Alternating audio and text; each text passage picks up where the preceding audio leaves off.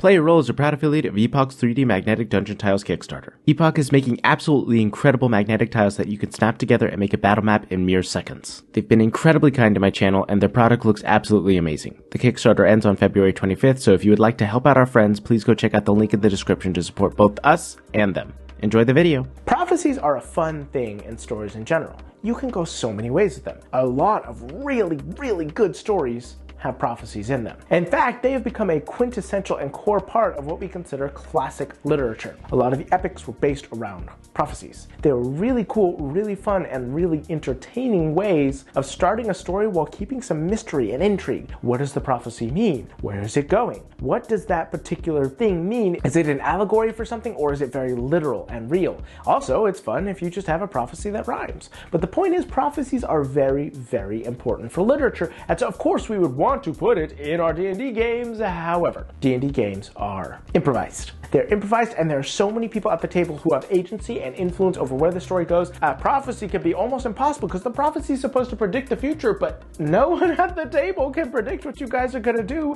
You're not fortune tellers, I assume. It doesn't necessarily predict the future, but it does indicate it. If you are, that's super cool, and use that in your D&D game, but I assume that nobody watching this is a fortune teller. The point is, if you are going to make a prophecy, it doesn't work so well in a D&D game, but there's such a quintessential and core part of literature, there's gotta be some way of doing it, right? Right, let's talk about that. So, full disclosure, I've put prophecies in my game before. I've done it multiple times. I've always been able to figure it out. I love prophecies. The prophecy! The prophecy!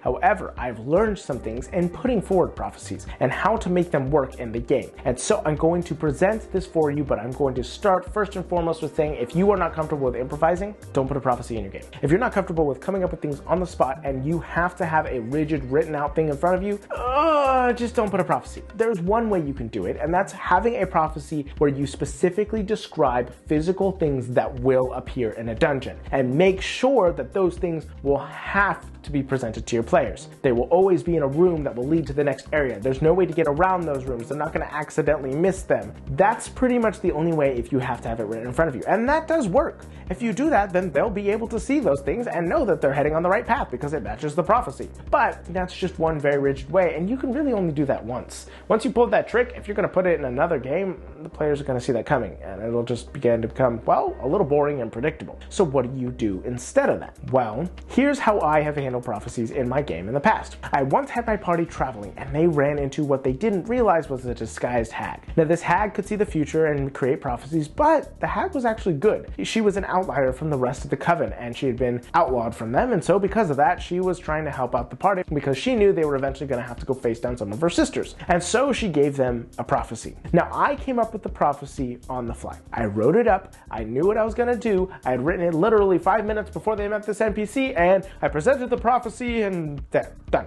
Now, did I know what the prophecy meant? Nah, not a clue. But the thing was, the prophecy had now created things which I could set adventures on. For example, I used vague terminology that was specific enough to be able to be recognized, but I could put in any scenario. One of the lines said, "Beware those friends who come with jade tidings." What does that mean? Who knows? But now I knew if I presented any NPC who handed them something that was the color or material of jade, boom, look what you got there. You have created a prophecy where you get to automatically make that part of an adventure or put that as part of an important character point. And so later down the story, I had a character who was going to betray them, and they had gotten real cozy with them and started trusting them, and so I had the character hand them a jade speaking stone. Boom. They automatically knew that matched the story, and they were able to figure out that the person was going to betray them. Now, I know there will probably be people saying, "Oh, you missed the perfect chance to betray the party." I really don't understand why so many dungeon masters are obsessed with betraying the party. Yes, it can be fun if you do it once in a while, but why are so many people so intent on doing it all the time? It doesn't make much sense to me. Munich was a betrayal, but it is also now history. How are you going to get your party to trust any of the NPCs, even the ones they're supposed to, if you just keep betraying them? The point being, though, I created something vague enough to be able to be predicted and easily put in that then shaped the prophecy. And that's the key part of what I would recommend you do. Create specific but vague enough things that you could put them anywhere. A color is amazing. A material is perfect. Create something that they can do. And then also create something that's just so entirely specific there's no way to avoid it. I put a reference to the equinox in my prophecy, and I knew eventually I just put the equinox in the game and they'd know that it was important. I didn't know what that meant at the time, though I did eventually figure it out. Or one thing I did is I gave a very specific character trait. I said the winged friends will come to fly. Thanks to our winged friends, every mercenary and bounty hunter in France will be waiting for them.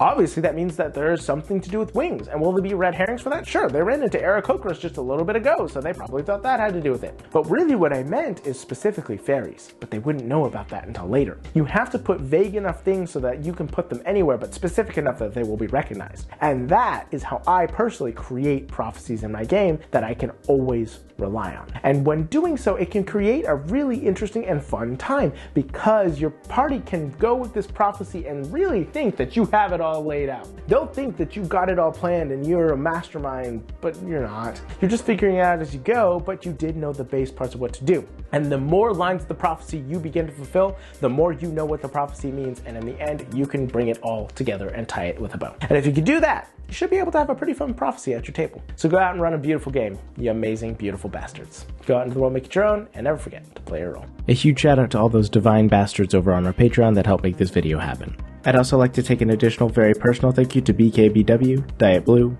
Duplicolor, Malcadil, I hope I pronounced that right, Sassy Cat Productions, Sorit, Supreme Court, Tin Eye, and Void Mystic. We wouldn't be able to do what we do without our patrons, and we are very thankful for your continued support. You guys are the absolute best, and I will never take your support for granted.